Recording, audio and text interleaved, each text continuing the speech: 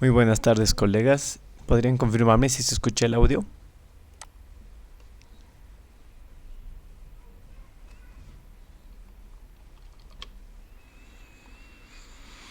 Buenas tardes, Oxy. Sí, se le escucha.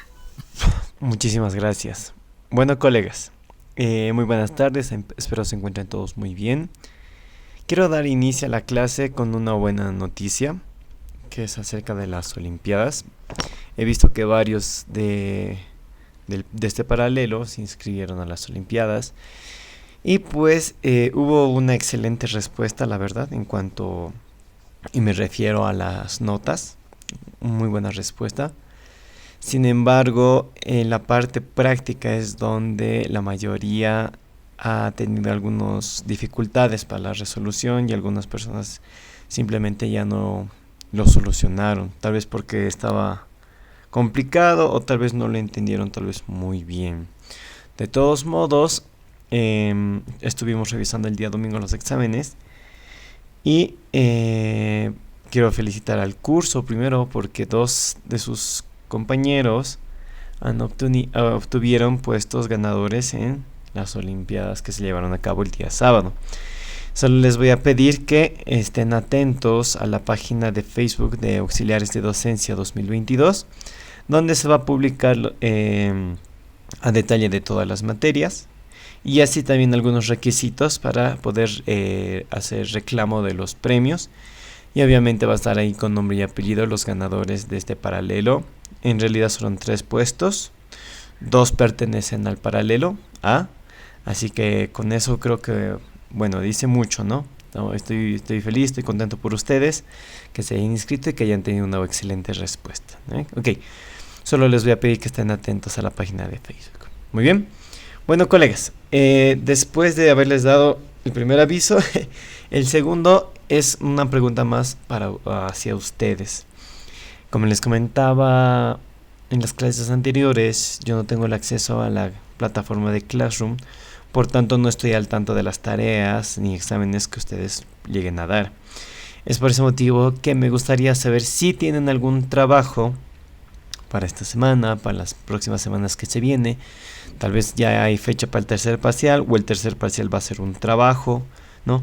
Me gustaría saber para poder ayudarlos y apoyarlos en esas obligaciones que tengan. Y en caso de no tenerlas, pues podríamos continuar con nuestro avance donde lo hemos dejado la última vez, que es la semana pasada, si no me equivoco. Así que les voy a pedir por favor, colegas, que me puedan tal vez colocar un poco al tanto de la situación del curso respecto al avance de la licenciada y las obligaciones que tienen en Classroom.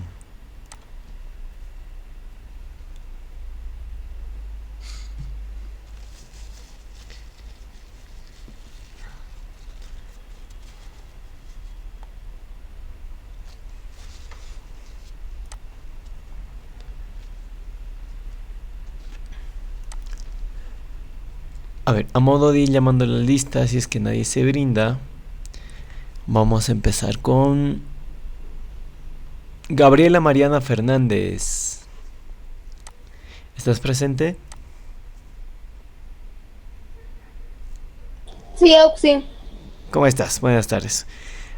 Una preguntita. ¿Cómo va el avance respecto a la licenciada en la materia? ¿Algunas tareas? Ahorita estoy revisando lo que son los trabajos que nos he hecho hacer y estamos con eso. ¿Están defendiendo los trabajos de casualidad o simplemente están revisando con ustedes? No, o sea, de lo que hemos realizado cada uno un trabajo, nos está mandando los links de los videos y lo que hace es que lo veamos y saquemos nosotros nuestra propia opinión, porque no todos tenemos la misma opinión sobre algo. Entonces eso nos dijo que lo verifiquemos y que Perf- hagamos cada uno. Ay, perfecto. Entonces es como que la tarea individual, pero al mismo tiempo en clase, más o menos. Y sí, lo vamos revisando cada uno. Y los que quieren, digamos, lo,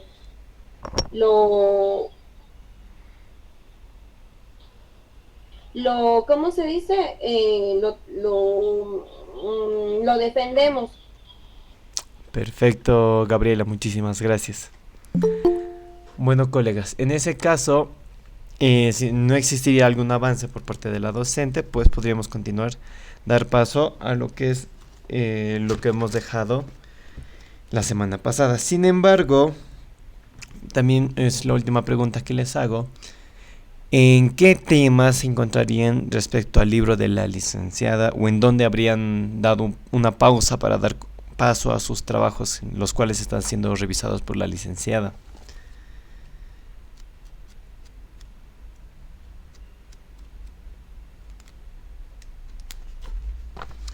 A ver, vamos con...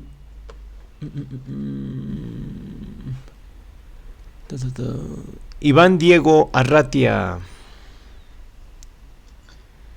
Sí, lo último que vimos con la licenciada fue el tema número 10 y los trabajos que estábamos revisando ahora son referidos al tema 11, 12 y 13, pero en avance de materia nos quedamos en el tema 10. Muy bien, terminaron el capítulo 10 porque es bastante extenso. Sí, Oxy.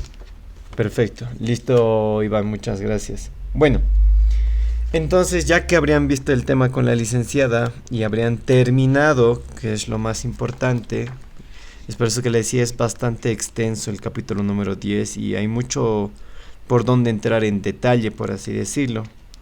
Sin embargo, entenderán que la materia de auxiliaturas tiene un objetivo principal, que es el de sobre todo reforzar algo que no se haya comprendido en clases, por un lado.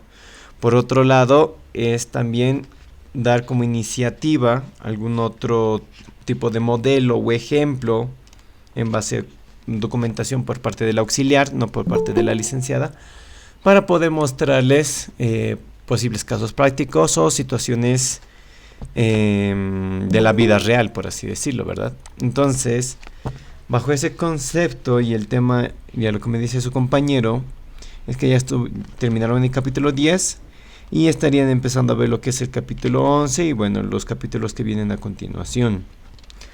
Así que en el capítulo número 10, que habla sobre procedimientos, técnicas y métodos de auditoría fiscal, es un tema bastante clave e importante. Y como ya lo han visto, se debieron dar cuenta que incluso hay unas fórmulas casi al final del libro, si no me equivoco, para deducir ciertos montos o tipos de métodos para aplicarse, medios para estimar la base presunta, ¿no? Que, bueno, pues es bastante básico, por así decirlo, pero es al mismo tiempo bastante importante el conocimiento de la especialidad de la materia, ¿no? Entonces, vamos a dar inicio a hacer un pequeño repaso del capítulo número 10. Obviamente no lo vamos a terminar porque es bastante extenso. Sin embargo, solo voy a hacer énfasis en las partes más críticas y no así a detalle como seguramente lo debieron ver con la licenciada, ¿no? Entonces, una vez terminado eso, tengo una consulta para ustedes. Y esto ya parte, obviamente, como les digo, no por parte de la docente ni dirección de carrera, sino algo más como un valor agregado que quiero darle al curso. Y es el siguiente, tal vez si están de acuerdo podemos concretarlo. En el tema de auditoría tributaria, si bien la auditoría tributaria es la revisión, como han visto, de las obligaciones tributarias y demás, para poder revisar, primero tenemos que saber hacerlo, ¿verdad? Si no, ¿cómo podríamos revisar algo?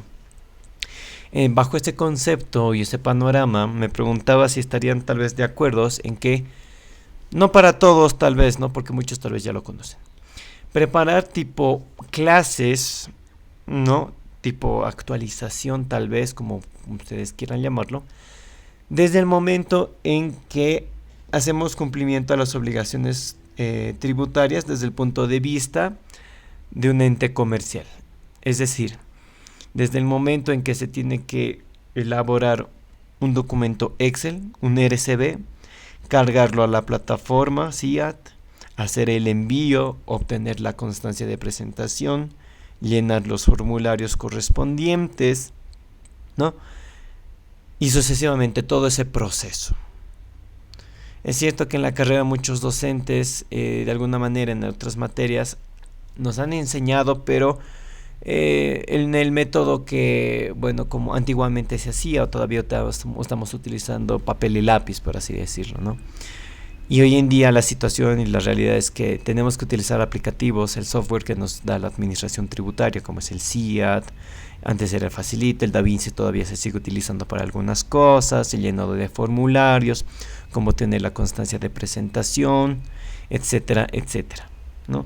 Sobre todo el envío del RCB, antes llamado LCB.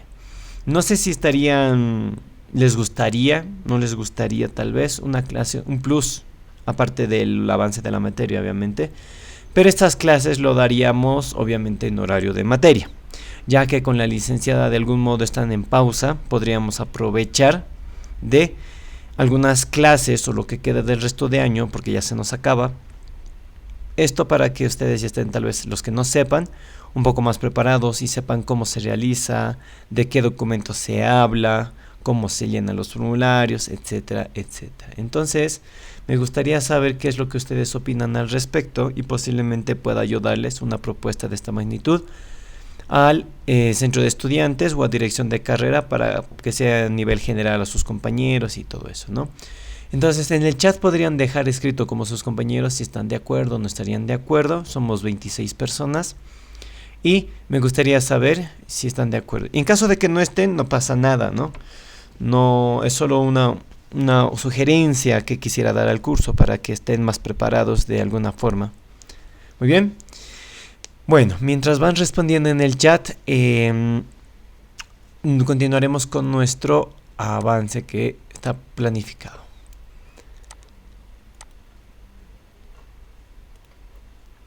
Muy bien, estoy compartiendo un documento PDF que es sobre el capítulo número 10. Entonces reitero, solo voy a hacer énfasis en aquellas partes críticas significativas que amerite una explicación más extensa, porque ustedes ya avanzaron este tema con la licenciada y me imagino que ya es de su conocimiento, y tal vez algunas partes, solamente algunas partes puede que no sea, lo estén desconociendo, tal vez tengan preguntas interrogantes, ¿no? Si tienen preguntas, tranquilamente lo pueden dejar en el chat de la sala. Muy bien. Bueno, al final les explico un poco más entonces, si están todos de acuerdo. Por lo menos tendríamos que llegar a más de la mitad para poder hacer una propuesta interesante y así todos sea como unas jornadas, porque entenderán que en una clase no se puede abarcar todo ese tema, ¿no? Amerita mucho detalle porque hay muchas preguntas, interrogantes y etcétera, etcétera. Muy bien. Bueno, colegas, demos inicio entonces a la clase. En cualquier momento voy a llamar lista, ya que nos están pidiendo que tengamos más énfasis en el control de la asistencia y la participación y todo aquello. Muy bien. Entonces, iniciemos. El capítulo número 10 habla sobre los procedimientos y técnicas y así también métodos de auditoría fiscal. Entonces, los primeros puntos que habla este tema, o todo el contenido, por así decirlo, son todos estos puntos, ¿verdad? Sin embargo, lo que sí o sí tenemos que conocer en esta etapa de la universidad y todo lo que respecta, porque entenderán que no todo lo aprendemos al mismo tiempo o lo vamos a poder visualizar, ¿no? Se va por pasos. Entonces, empecemos con un poco de la introducción y nos saltamos luego al punto crítico. ¿El objetivo cuál es? Como lo dice su título, aplicar procedimientos, métodos y técnicas que vamos a conocer a lo largo de este tema, ¿no? Ya no solo se va a quedar como en temas anteriores o en el clásico concepto que tenemos de auditoría fiscal, ¿no? Ahora sí vamos a ver métodos, vamos a ver procedimientos y vamos a ver las técnicas. ¿A qué se refiere exactamente todo lo que nos decían? Muy bien. Entonces, dice que en una auditoría tributaria se van a combinar varios procedimientos, métodos y técnicas. Muy bien. Con el fin, obviamente, de obtener resultados completos y alcanzar los objetivos propuestos. Muy bien. Una vez teniendo en cuenta los objetivos y la introducción, hablemos de los procedimientos, que simplemente es un conjunto de técnicas de investigación y nada más. ¿No? Obviamente, ¿quién lo va a aplicar? El auditor y todo aquel que se conforme parte del equipo de auditoría. Entonces, nos vamos a la determinación de procedimientos. ¿Cómo se establecen los procedimientos? Entonces nos dice que con el mismo sentido de un enfoque de auditoría a medida, que veíamos la clase anterior, los procedimientos para efectuar el examen son únicos para cada ente en particular. Nos vamos a acoplar a su estructura, a su organización y a toda su logística de trabajo, ¿no? Entonces, se dice que si bien en el pasado se realizaban exámenes a partir de programas estándar, que generalmente eso se aplica en auditoría financiera, ¿no? Que se trataban de adaptar a las características específicas. Pero hoy en día ya no es así. Hoy en día ya tenemos en cuenta que muchos procedimientos consisten en pruebas de cumplimiento de controles clave específicos de uno o varios sistemas. Pruebas analíticas, que lo hemos visto, lo hemos mencionado, ¿no? Todo con el fin de analizar, revisar, recalcular estados contables, la situación de la empresa, las obligaciones, en todo eso abarca todo un programa de trabajo, ¿verdad? Entonces, la diferencia, obviamente, a simple vista. Ya no se aplica programas estándares en auditoría tributaria. En auditoría financiera aún he visto que se aplica programas estándares, la verdad. Muy bien. Entonces, acá hablamos ahora de una clasificación. ¿Pero de qué habla esta clasificación? Nos dice que el auditor en el proceso de obtención de evidencia en el área fiscal utiliza varios procedimientos, como por ejemplo el cuestionario o guía fiscal, la realización de pruebas de cumplimiento, el procedimiento de conciliaciones globales, confirmaciones verbales, escritas, el de cruce de información, muestreo analítico, etc. Muchos de estos ya lo hemos visto en papeles de trabajo, como ser las confirmaciones verbales escritas, que le hablábamos justo en la anterior clase. También veíamos lo que es conciliaciones, aún no hemos visto. Pruebas de cumplimiento y el cuestionario, lo hemos visto cuando realizamos preguntas al ente o al cliente, ¿sí? Acerca del tratamiento de sus obligaciones, cómo lo hacen y por qué lo hacen, y al mismo tiempo de la mano van las afirmaciones, ¿no? El muestreo también lo hemos visto en un libro de compras y ventas, ¿no? Y nos faltaría ver los analíticos. Entonces ya nos falta poco más de ver en este tipo de clasificaciones que nombran acá. Respecto al procedimiento de conciliaciones globales, y es lo que habla acá, conciliaciones globales. Nos dice que esta técnica amplía y refuerza la investigación de los hechos imponibles y cuotas devengadas a favor de la administración tributaria, es decir, impuestos nacionales, aduana nacional. ¿Sobre qué? Sobre la realización de pruebas de cumplimiento y pruebas sustantivas. ¿Y de qué hablan estas pruebas? Dice que las pruebas de cumplimiento y las pruebas sustantivas no facilitan la base de cálculo a partir del cual se puede establecer un monto estimado de contingencias o pasivos fiscales omitidos. Entonces aplicamos el siguiente que habla de la conciliación. Siendo la conciliación global la que cumple este objetivo, es decir, este sí nos va a facilitar. Ambas comprobaciones no son excluyentes y la plena eficacia de la segunda, que es decir, la conciliación global, depende de la correcta realización de la que le precedió. En este caso, nosotros podemos dar diferentes tipos de pruebas, cumplimiento o sustantivas, pero dependerá de cada uno qué prueba utilicemos para que sea eficaz, en todo caso. A ver, ¿qué más nos dice? Perdón. Muy bien.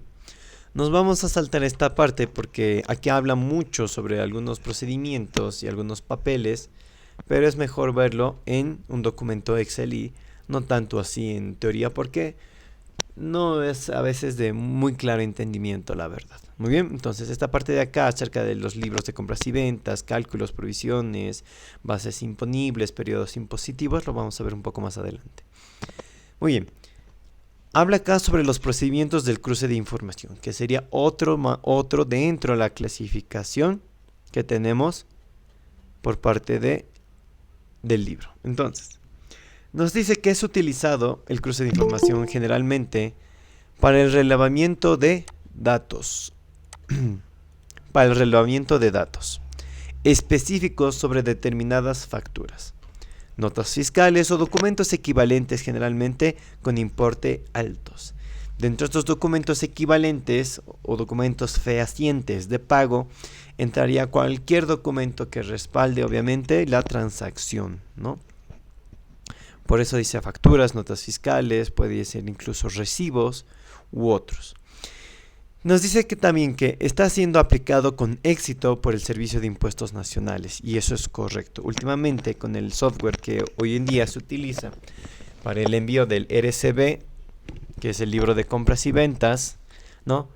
Ahora, si antes solo tú y solamente tú podías registrar las facturas que habrías consumido o habrías obtenido, ahora resulta que la otra parte de quien venga la factura también puede realizar la correspondiente factura. Y si es al revés, ¿no? También, cualquiera de los dos modos, ya sea que tú recibes o tú emites la factura, ¿no? Ambos pueden hacer el registro, y cuando tú te vayas al software para poder realizar el envío, tú tienes dos opciones: reconocer la factura, o por otro lado, eliminarla o desconocerla, como podríamos decir, ¿no? Y la pregunta es, ¿qué pasa si uno lo reconoce y la otra parte no? Entonces, en ese cruce de información que ha sido impuesto últimamente por el Servicio de Impuestos Nacionales, es que ellos pueden dar con el sujeto pasivo de manera directa e inmediata, así también como el contribuyente, que en este caso podría ser la otra parte, ¿no? Entonces, este tipo de cruce de información ha resultado un total éxito, ¿no? Hasta el momento. Sin embargo, como cualquier procedimiento o metodología, existen algunas falencias y existen algunos huecos vacíos donde el contribuyente o el sujeto pasivo se hace beneficiario de falta de información o falta de control, ¿no? Entonces, nos dice que también que en la comprobación de diferentes impuestos ha sido un total éxito, cruzando las informaciones obtenidas de las declaraciones juradas, por un lado, boletas de pago, obteniendo resultados casi inmediatos. También lo aplica la Aduana Nacional de Bolivia, comparando la documentación con administraciones aduaneras de otros países. Y es cierto que sí, estos resultados son casi inmediatos. ¿Por qué? Porque todo lo que se envía, se carga la documentación, etcétera, está almacenado, ¿no? Por parte y controlado por la administración tributaria. Entonces ellos, con un simple análisis y revisión, automáticamente su sistema puede saltar para hacer reconocimiento de que no hay coherencia cruce de información. Automáticamente ya tendrían el trabajo realizado y ya no tendrían que ni siquiera tomarse la molestia de revisar todas las facturas, ¿no? Van a ser específicos, la factura, la fecha, ¿no? De manera concreta y clara. Entonces, acá nos habla de un ejemplo y dice que se podría cruzar la información sobre las bases imponibles de las declaraciones juradas, los libros de compra del comprador de bienes y servicios con los libros de venta del vendedor. Por un lado habla libros de compras del comprador con el libro de ventas del vendedor.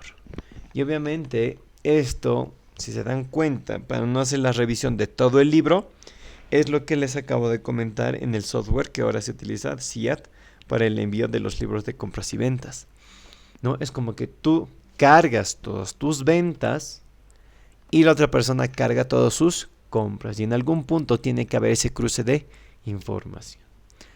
Se puede cruzar esa información. También con las declaraciones juradas nos dice, ¿no?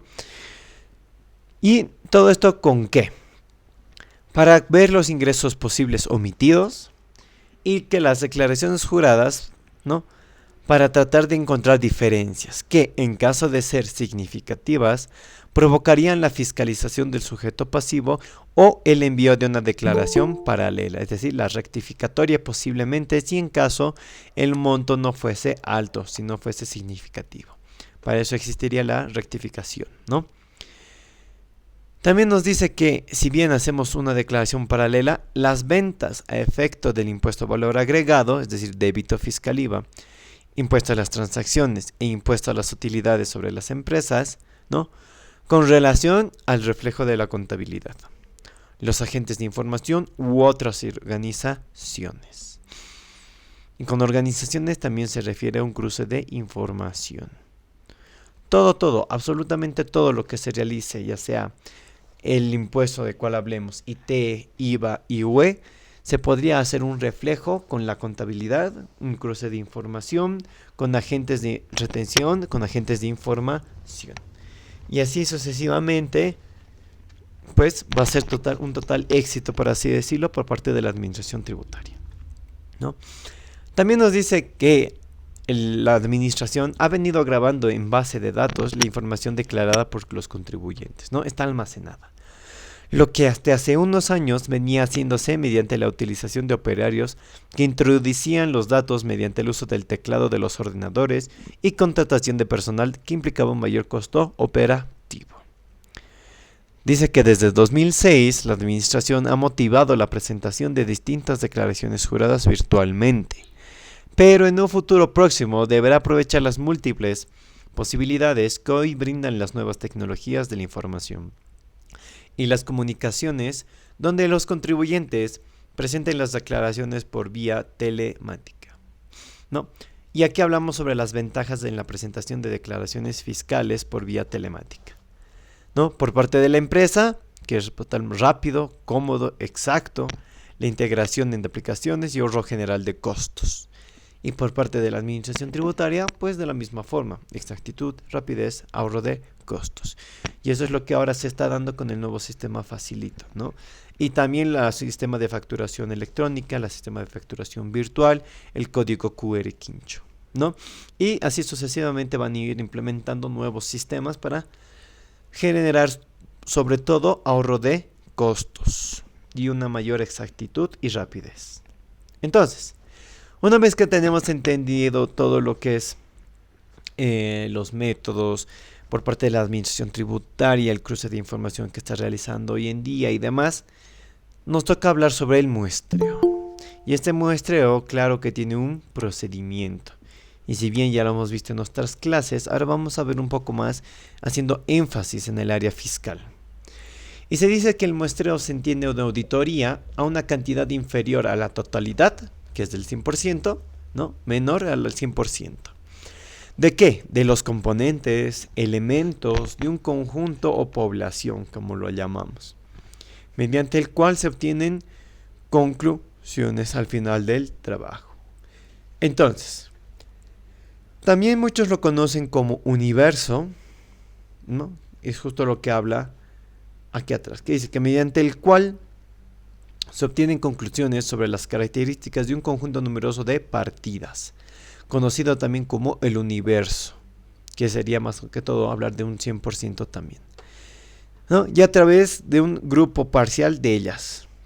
Es decir, no vamos a revisar todas las partidas del activo, que sería el universo. Simplemente vamos a revisar un monto, ¿no? Inferior a la totalidad, pero por encima de la mitad, y tal vez hablemos de más adelante de porcentajes y una fórmula. Ahora nos dice que existen dos tipos de muestreo: el estadístico y el no estadístico.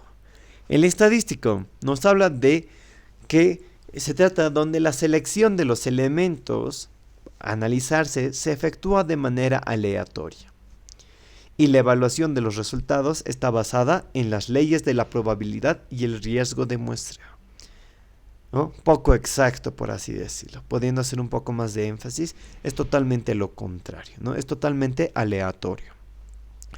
Y el no estadístico, que se basa en su proceso de selección a partir de la experticia del profesional. El muestreo deliberado, crítico o por juicio es una técnica de muestreo no probabilístico, en la que los miembros de la muestra se eligen solo sobre la base del conocimiento y el juicio del investigador. En pocas palabras, el juicio del profesional, la experiencia del profesional, ¿no? Existen esos dos tipos de muestreo. Uno que es más claro, haciendo énfasis a un universo, a unas partidas, y el otro que es totalmente aleatorio, ¿no? Entonces, una vez que ya sabemos cómo determinar la muestra de nuestro universo, lo siguiente que nos toca es aplicar procedimientos. Y en este caso vamos a hablar sobre el primer procedimiento, que habla sobre el procedimiento analítico. ¿Y de qué nos habla? Nos dice que son los diseñados para identificar relaciones y partidas individuales sujetas al impuesto y que parezcan inusuales. Entonces, perdón, ahora sí. Hacemos énfasis en esta parte, que son diseñados para identificar relaciones y partidas individuales, sujetas ¿a qué? A un determinado impuesto y del cual parezca inusual. Esa es la característica de los procedimientos analíticos. Entonces, como un pequeño ejemplo, nos habla acá sobre que la información que se detalla a continuación ha sido publicada por el Servicio de Impuestos Nacionales en la Resolución Normativa Directorio en fecha tantos del 2018, que titula Presentación de estados financieros y de información tributaria complementaria ITC en físico y digital, inciso C. Entonces, acá habla sobre el reglamento para la emisión del dictamen tributario, sobre la información tributaria complementaria, el famoso ITC, y los anexos. Y también así los estados financieros o la memoria anual, si en caso el contribuyente es Newton específico o no es Newton específico. Entonces, alcance de procedimientos mínimos tributarios. Hablamos de un mínimo y hablamos sobre procedimientos. ¿De qué? De auditoría, sobre la información tributaria, exclusivamente de la ITC, información tributaria complementaria. Nos dice que el examen de auditoría externa, ojo, externa en general, y de la información tributaria complementaria y memoria anual, deberá ser efectuado de acuerdo con las normas de auditoría generalmente aceptadas en Bolivia, y por lo tanto deberá cumplir con los siguientes objetivos.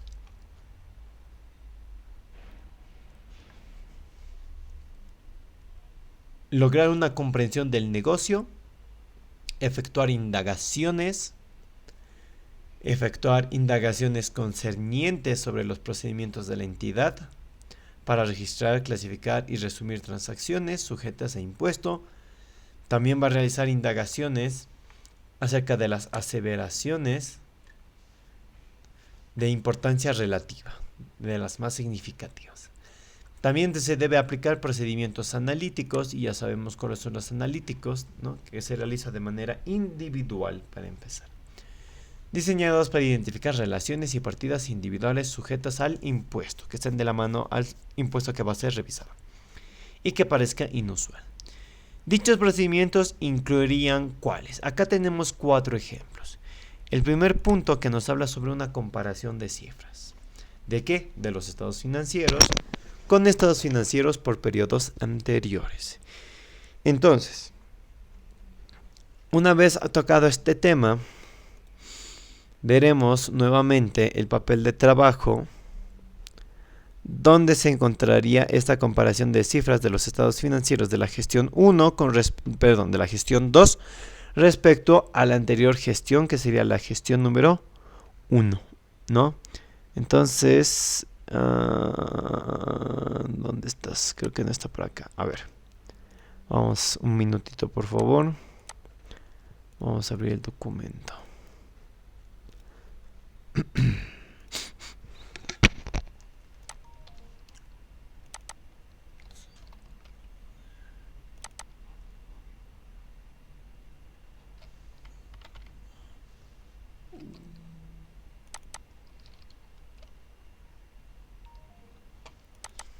Banco.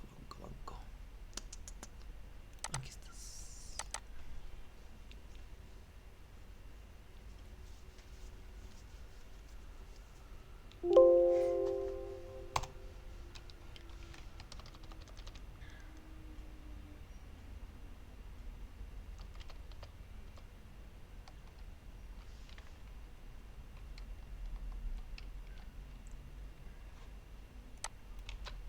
Ahora sí se los comparto. Vamos acá. Compartir.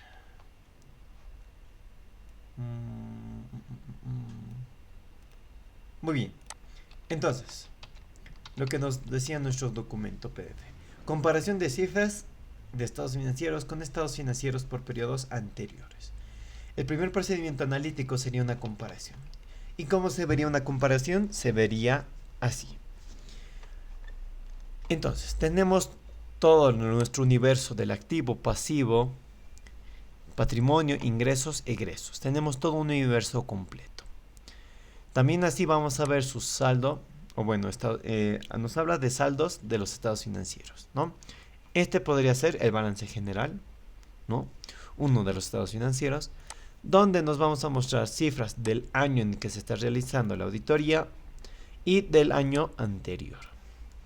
Y a consecuencia de esto, que si bien el libro no nos explica más, nosotros vamos a crear una tercera columna donde vamos a hacer la resta para ver la diferencia de año a año. Es decir, si del año 2018 al 2019 se ha incrementó o disminuyó. ¿Y esto con qué fin?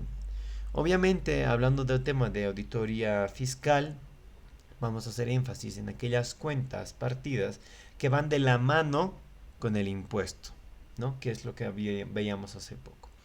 Entonces, dependiendo que revisemos si va a ser el débito fiscal IVA, pues automáticamente veremos las ventas, ¿no? Si hablamos sobre el tema del IVA, crédito fiscal, perdón, veremos el tema de las compras y así sucesivamente respondiendo el impuesto que vayamos a revisar. Entonces, teniendo acá todo nuestro universo de activos, seguramente acá vamos a encontrar el crédito fiscal IVA, la cuenta del crédito fiscal IVA, ¿no?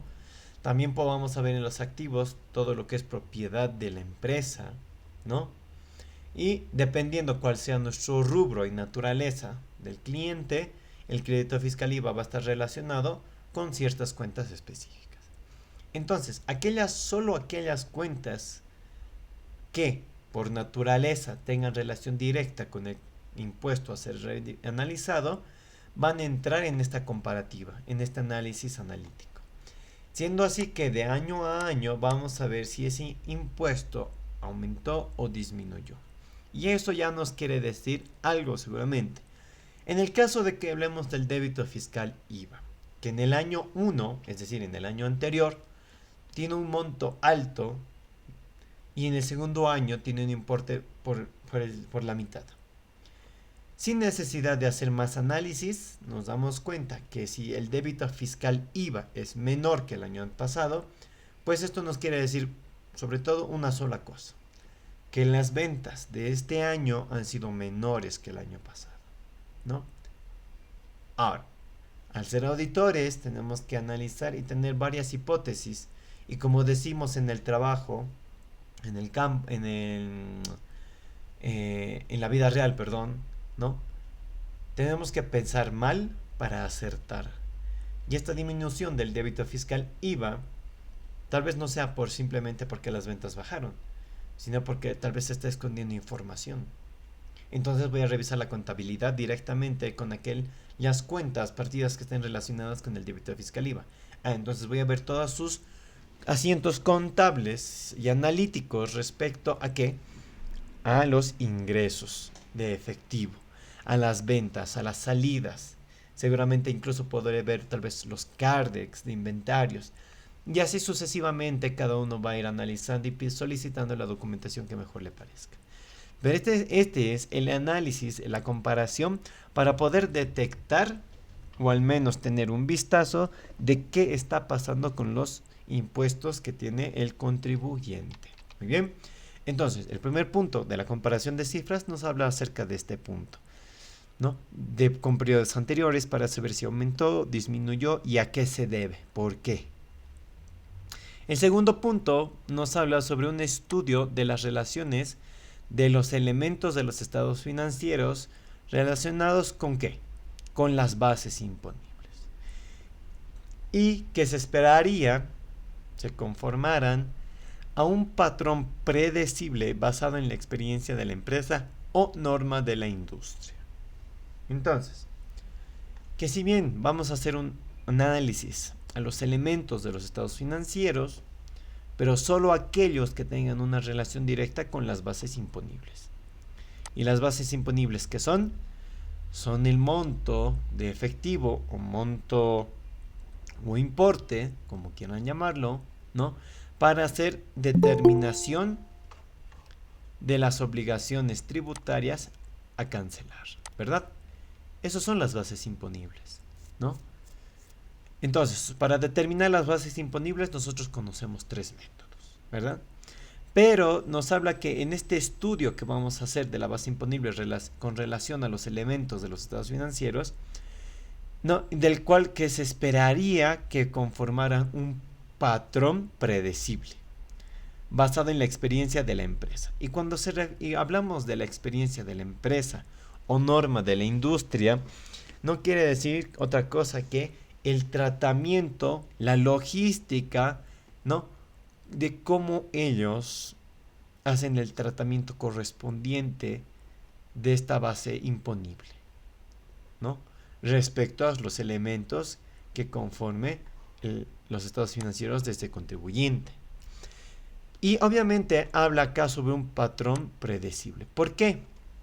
Porque si ustedes se dan cuenta, la empresa cual se va a auditar, ya sea por la experiencia, la norma de la industria que lo obliga a llevar de cierto modo, de cierta manera, o en todo caso la manera en que lo estuvo tratando y manejando todos estos tiempos, todo el tiempo, automáticamente de alguna forma se forma un patrón, ¿no?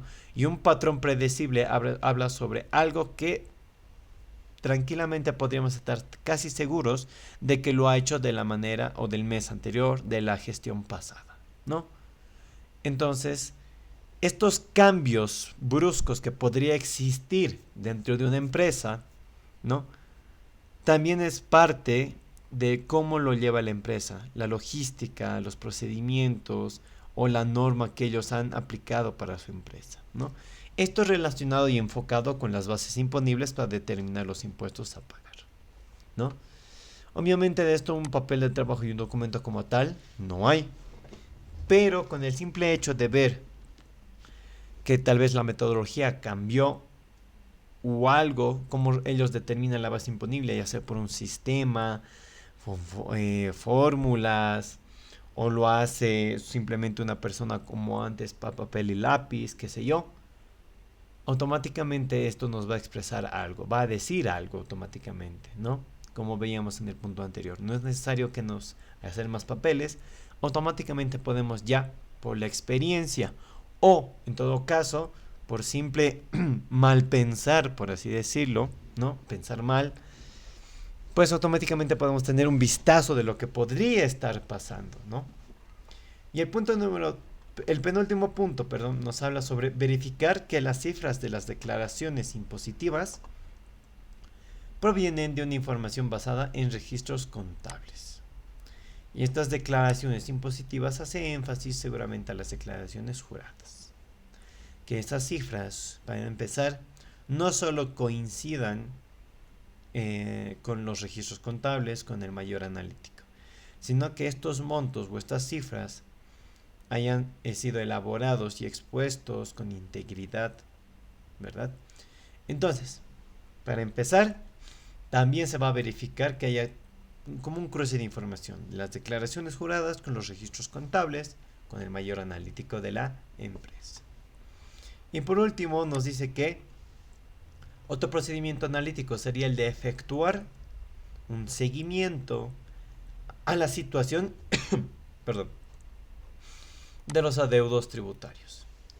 Y es decir, de las deudas tributarias, de la situación en cómo se encuentra el contribuyente ante la administración tributaria, si tiene multas, si tiene mora, si tiene deudas, etcétera, ¿no? Ese podría ser el siguiente procedimiento analítico. ¿Por qué? Obviamente nosotros al realizar este tipo de prueba o procedimiento vamos a poder ver en qué está incurriendo el contribuyente y a qué es por lo que entre comillas, generalmente incumple o consecutivamente, ¿no? De manera consecutiva, recae nuevamente estos adeudos tributarios. Entonces, estos son 4 posibles ejemplos, no posibles, son ejemplos de procedimientos analíticos, ¿no? Que para lograr esos objetivos, a continuación vamos a ver, ¿no? Procedimientos específicos mínimos que deberá ejecutar el auditor que dictamine sobre la información tributaria complementaria a los estados financieros. Este detalle es solo enunciativo y no limitativo. El auditor deberá basarse en su evaluación de los controles internos y de las debilidades detectadas en los procedimientos aplicados. ¿Para qué? Para determinar la necesidad de ampliar el tamaño de las muestras si así lo requiere, ¿no? Es importante aclarar que los procedimientos que se indican a continuación son complementarios de los procedimientos que el auditor debe aplicar para poder emitir su opinión sobre los estados financieros, de acuerdo con las normas de auditoría generalmente aceptadas en Bolivia. Entonces, como decía previamente, no son limitativos, es una muestra, una idea, aparte, como un plus quizás, o complementario, de lo que el auditor debería realizar, revisar y recalcular seguramente, ¿no? Entonces, haciendo énfasis en el impuesto al valor agregado, en este caso, específicamente del débito fiscal IVA.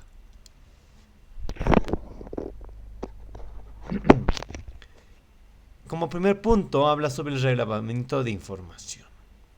Pero, ¿qué exactamente vamos a hacer el relevamiento? ¿No? Vamos a hacer de 4 puntos.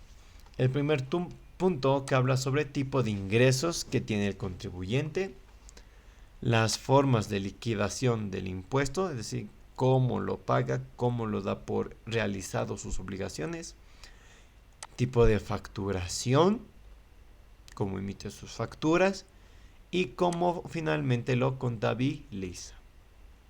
Entonces, el tipo de ingreso dependiendo de la naturaleza del negocio. Formas de liquidación del impuesto, seguramente tiene políticas internas, control interno de cómo deben proceder a la liquidación de los impuestos. Facturación, seguramente tiene un tipo de facturación y de la mano un sistema, si es un sistema de facturas electrónicas, ¿no? O todavía es manual. De ese modo la facturación va a variar. Y finalmente cómo lo contabiliza, ¿no? Por los principios que ya tenemos del devengado o cómo es lo que aplica la empresa. De acuerdo a estos 4 puntos, al hacer el relevamiento de información, es decir, vamos a rescatar lo más significativo de estos 4 puntos, vamos a darnos ya un vistazo, un panorama, ¿no? De cómo lo está tratando, cómo recauda, cómo liquida, cómo contabiliza, cómo factura. Entonces, nos dice que el resultado del procedimiento, que en caso de establecer observaciones o diferencias, estas deberán ser informadas por el auditor, obviamente, solamente el auditor.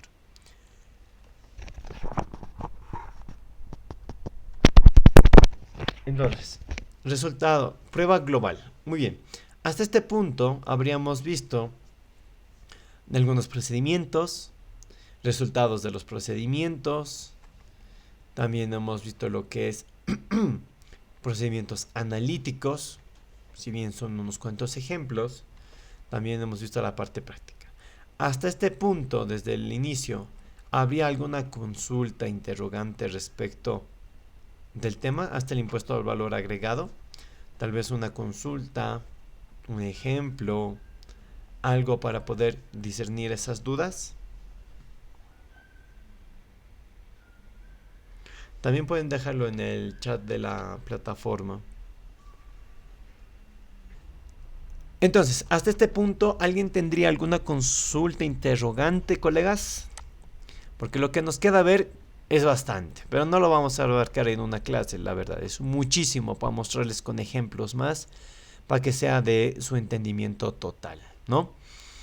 Entonces, estos últimos minutos que nos quedan, estaríamos viendo algunas pruebas más y la conciliación, ¿no? De existir dudas, pueden dejarlo también en el chat de la plataforma, ¿no? Muy bien. Hablamos sobre un resultado del procedimiento. Como ustedes hemos visto en los papeles de trabajo, siempre hay unas conclusiones.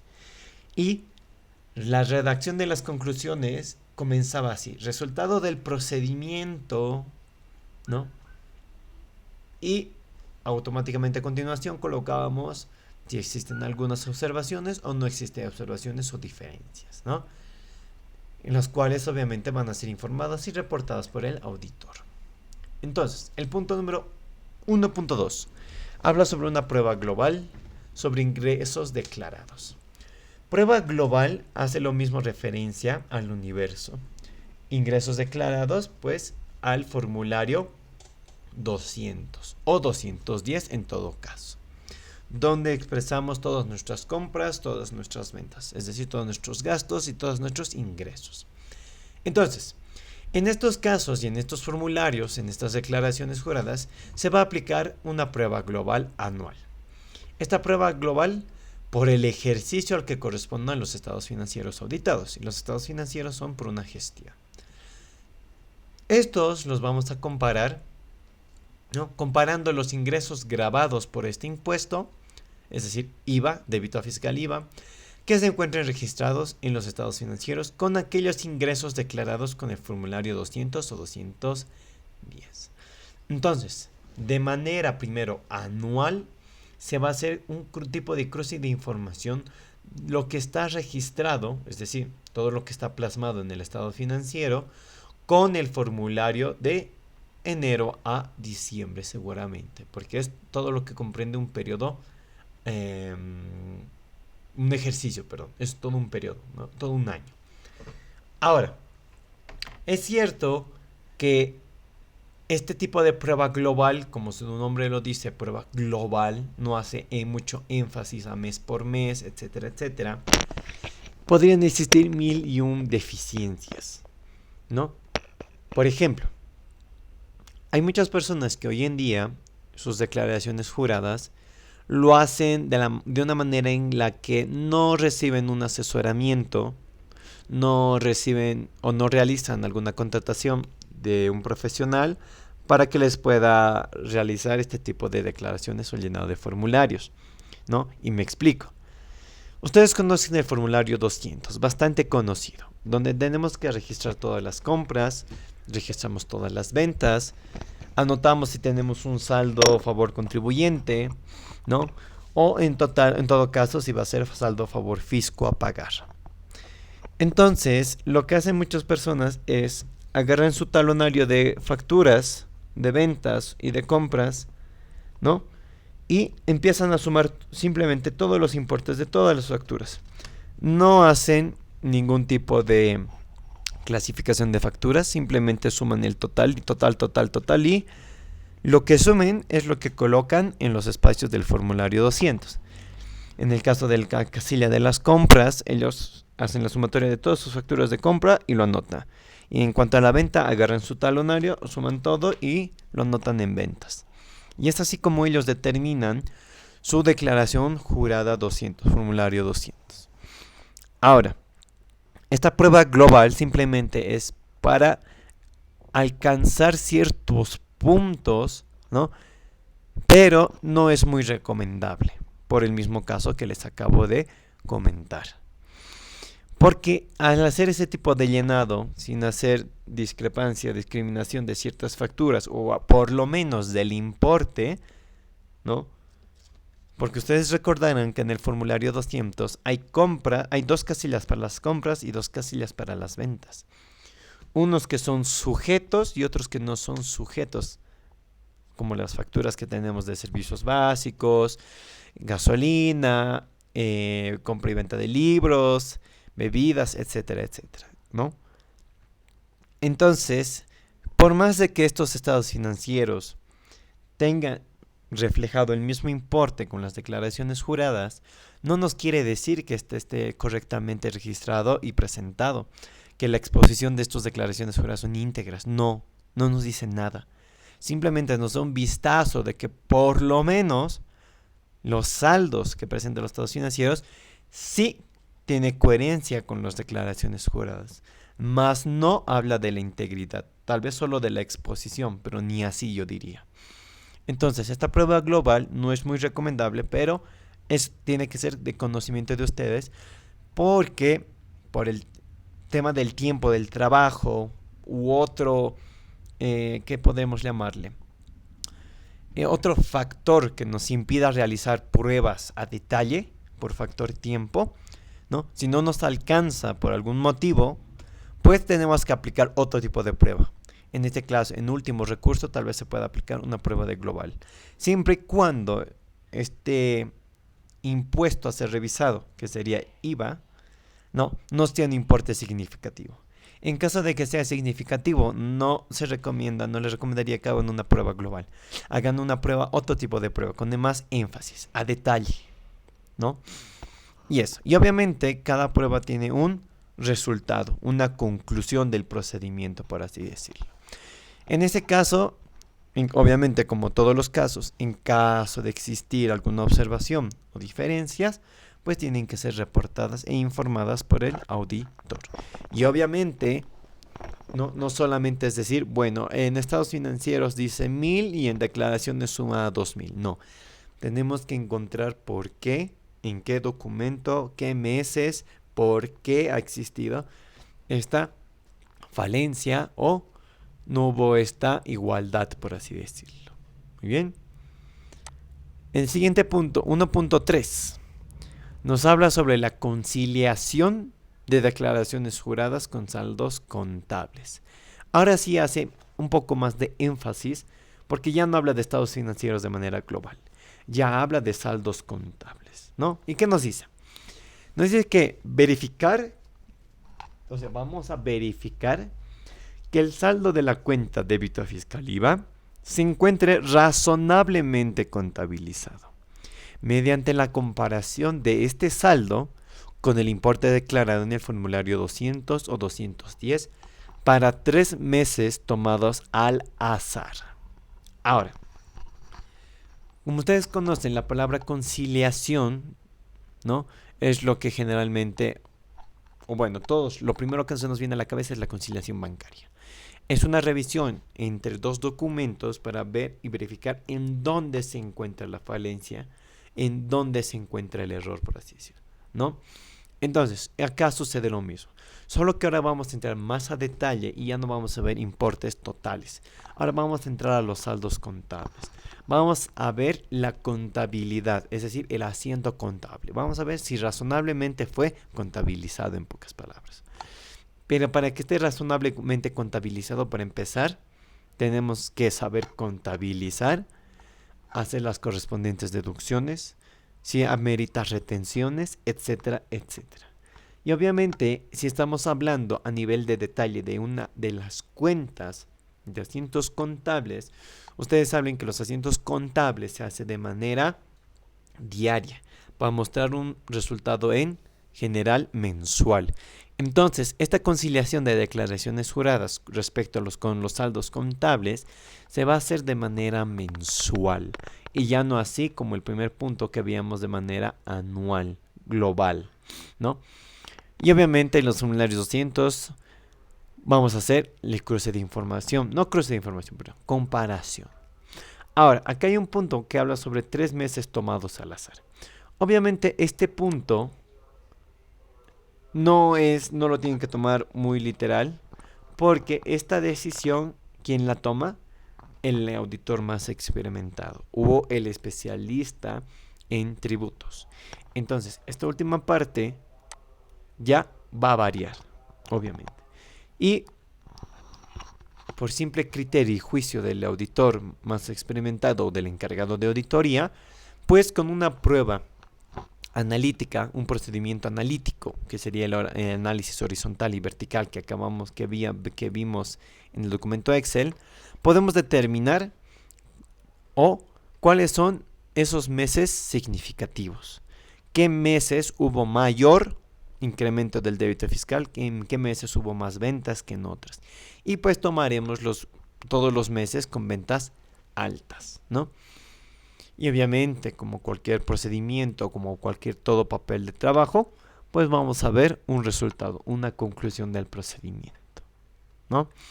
Entonces, esta última parte les recuerdo, no lo deben tomar, por así decirlo, muy a pecho, este tiempo y cuántos meses o a qué importe o porcentaje vas a llegar, pues eso se lo va a decidir el profesional independiente especialista o el más experimentado, ¿sí? Estos 3 meses no es obligación de ningún lado, por así decirlo. No es que está establecido en la ley que tienes que realizar 3 meses al azar, sí o sí. Muy bien. Entonces, veamos la hora. Es 3:20, todavía tenemos 10 minutos más. Veremos este último punto por lo menos, y lo dejamos en el crédito fiscal IVA. Hablamos ahora de otro tipo de conciliación. Ahora de las declaraciones juradas respecto con los libros de ventas. Nos dice que vamos a verificar que los importes declarados en el formulario 200 estén de acuerdo a los importes consignados en los libros de venta para los mismos 3 meses seleccionados para la prueba 1.3 del anterior punto. Obviamente, hasta acá hacemos una brecha y nos quedamos con la primera parte. Verificar que los importes en los formularios estén consignados con los importes del libro de ventas. Ahora, el libro de ventas y toda la contabilidad sí debería mostrar exactamente lo mismo. Si ustedes revisan los libros de venta o la contabilidad, los asientos contables, por así decirlo, debería existir la misma coherencia, el mismo importe, el correcto tratamiento. Sin embargo, tal vez en muchos casos solo debes aplicar uno de los dos. ¿Vas a hacer la conciliación con los libros de venta o con la contabilidad? Uno de los dos. Porque revisar los dos, te van a decir muchos que tal vez ya es insulso, ¿no?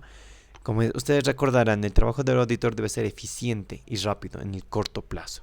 A veces solo tenemos días, semanita, 1 semana, 2 semanas para presentar informe final. Entonces, tenemos que aplicar solamente un método, en este caso una sola conciliación. Muchos dirán, no, la contabilidad, porque los libros de venta nacen de la contabilidad. Y otros dirán, no, momento, los libros de venta primero y después nace la contabilidad. ¿Y lo correcto cuál es? Los libros de venta es el registro de las facturas que tú tienes en mano, por así decirlo, ¿no? Tú los registras primero todas esas facturas, la fecha, el número de autorización, razón social, código de control, etcétera, etcétera. Y la contabilidad, ¿lo haces después o lo haces antes? Pues depende del cliente. Muchos suelen hacerlo primero la contabilidad y otros lo hacen al final la contabilidad. A fin de mes contabilizan todo o incluso a fin de año. Toda la contabilidad del año lo hacen en base a todos sus libros de venta, sus libros de compra, ¿no? Entonces, dependiendo cuál sea el caso, el cliente, ustedes recordarán que para aplicar auditoría fiscal, vamos a hacerlo a medida, ¿no? Que hoy en día es el nuevo método que se está aplicando y eso nos ahorra tiempo y trabajo. En este caso, si el cliente primero elabora la contabilidad y luego los libros de venta, pues nos tenemos que ir al punto más importante.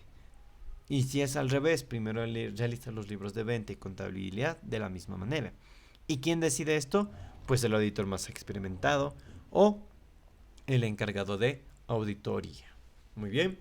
Entonces, los libros de venta, como les decía, es simplemente el reflejo del registro de cada una de las facturas que tú vayas realizando o que realices, ¿no? Independientemente de la contabilidad, ¿no? De manera cronológica se esperaría que se realice este registro del libro de ventas, ¿no? Pero puede existir tal vez alguna falencia, algún error y el orden cronológico ya queda desechado, ¿no? Ya no es un punto importante para ellos. Dependiendo de la situación del cliente, entonces vamos a revisar, vamos a analizar uno de estos dos, el libro de ventas o la contabilidad. Pero ambos son un método a aplicarse. Ambos.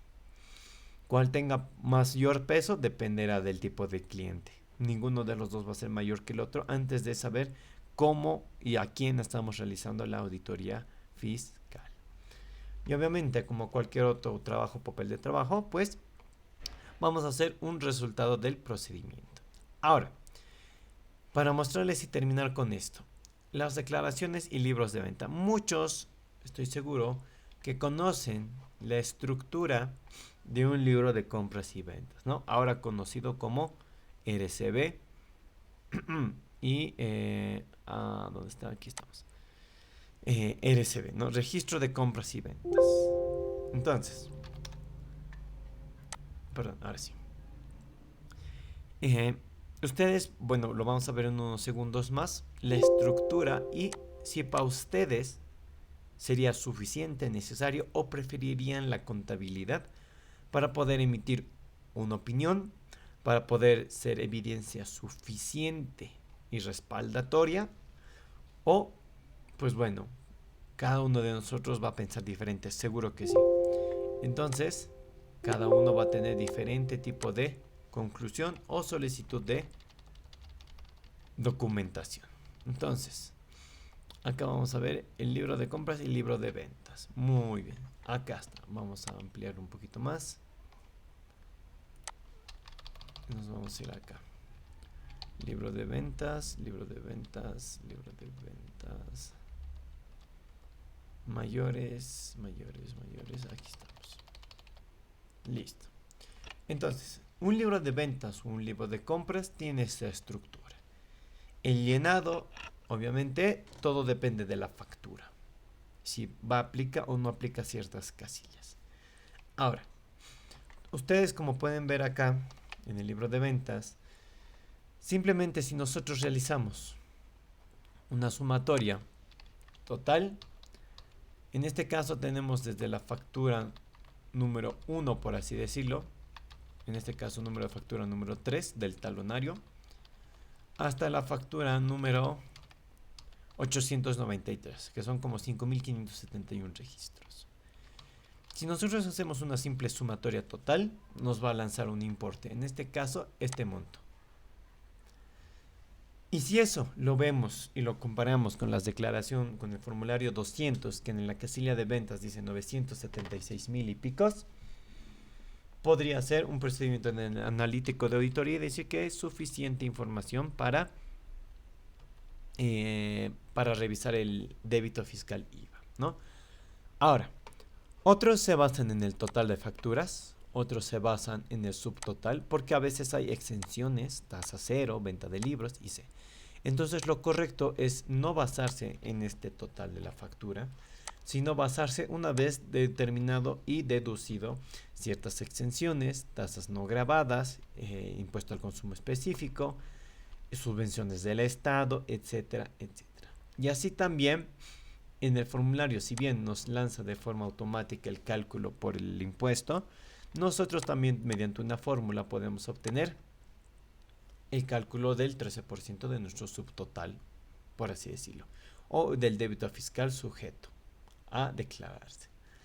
Entonces, si ustedes se dan cuenta en este análisis, cuando hablamos de un universo de 893 facturas, pues ya estamos viendo de que no vamos a revisar casi 900 facturas.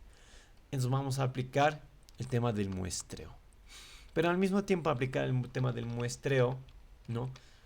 Que nos podemos basar en muchas variables, por así decirlo, para revisarlo. Por ejemplo, en este estado de la factura. Si se dan cuenta, muchos han sido inutilizados. La palabra N, la palabra A de anulados y la palabra B de utilizados. Entonces, nosotros podemos aplicar un filtro y automáticamente nos va a lanzar seguramente todos los importes o todas las facturas que han sido utilizadas para empezar. Y así no incurrimos en revisar facturas que hayan sido inutilizadas o anuladas. Y otro tipo de filtro para el muestreo es los importes. Muy bien, acá vemos que hay importes desde un boliviano hasta 14.000. Entonces yo diré, según la experiencia del editor, quiero que todos los importes mayores a 5.000 muestren. Y listo, me va a mostrar todos los importes mayores a 5.000 hasta los 14.000. Y todo esto va a ser mi muestra. Y simplemente voy a revisar 9 facturas, 8 facturas. Listo. Pero si se dan cuenta, aún así, tendríamos que revisar columna por columna para ver, para empezar, de qué se trata, de qué tipo de factura estamos hablando. Hay exenciones, IC, tasa cero, ¿no? Mientras que en la contabilidad, en un asiento contable, lo vamos a ver de manera más clara todos aquellos asientos de venta, igual, mediante un filtro o dependiendo del paquete contable que se esté utilizando, podemos obtener cierto filtro para que nos salte todos los asientos en los que se esté utilizando la cuenta débito fiscal IVA y automáticamente vamos a ver ahí seguramente una glosa y vamos a ver contra qué partida se está cerrando.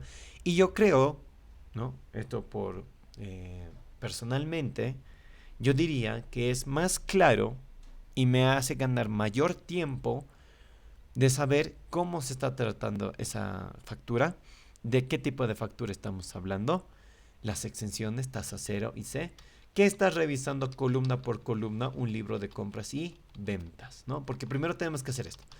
Primero ver el nombre de razón social, Lotería Nacional, Alianza Seguros. Ya sé que estamos hablando de seguros, aquí estoy hablando de un impuesto al juego seguramente por la Lotería Nacional.